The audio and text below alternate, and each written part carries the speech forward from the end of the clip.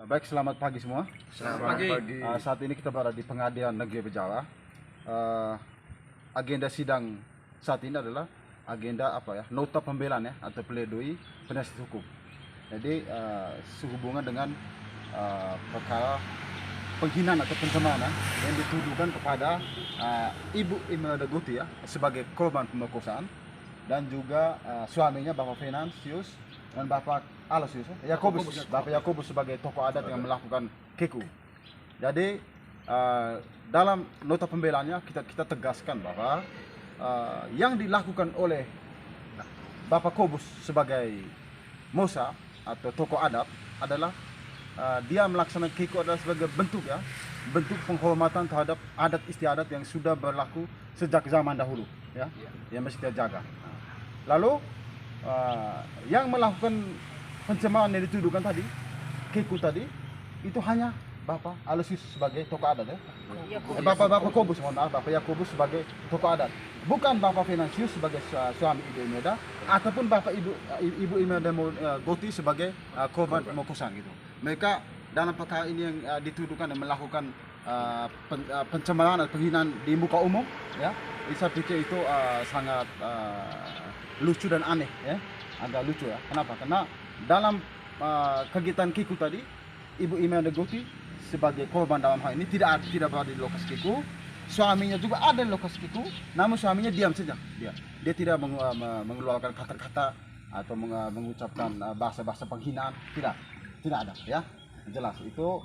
Lalu dalam keterangan fakta persidangan juga sebelumnya kita juga sudah hadirkan ahli adat Ini ada tim juga dari salah satu dari Bapak Yosef, ini timnya Bapak siapa namanya? Saya lupa namanya, saksi ahli adat gitu.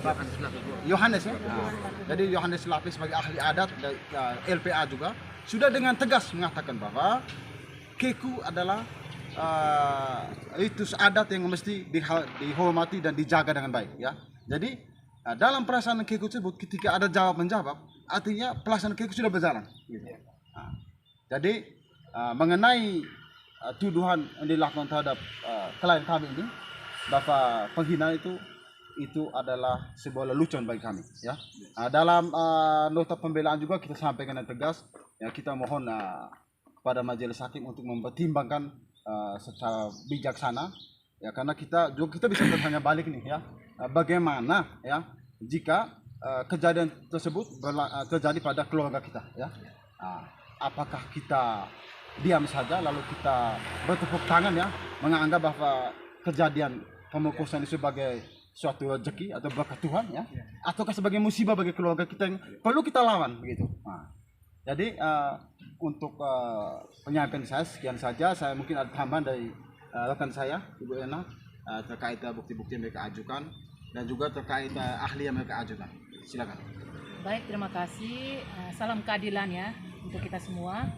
Jadi hari ini agendanya adalah pembacaan nota pembelaan. Jadi nota pembelaan itu penting sebagai penasihat hukum terdakwa kita harus melakukan secara detail pembelaan-pembelaan yang kita ambil dari fakta-fakta persidangan. Jadi yang kita bicara ini adalah fakta persidangan. Jadi fakta persidangan unsur-unsur yang disampaikan oleh JPU tidak relevan dengan pokok perkara, walaupun bukti-bukti saksi-saksi yang mereka hadirkan dari JPU baik saksi ahli bahasa tidak sesuai dengan pokok perkara yang akan disidangkan.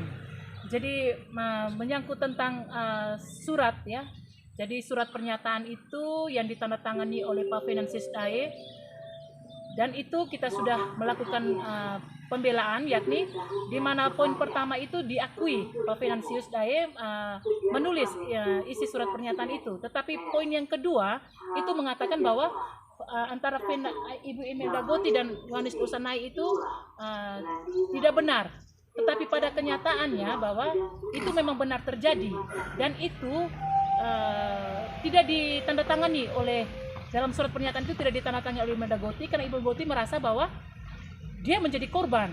Terus kenapa mengatakan bahwa itu tidak benar? Jadi secara yuridis bukti surat yang diajukan oleh JPU itu tidak sah. Mungkin itu dari saya kembalikan. Baik, sekian saja.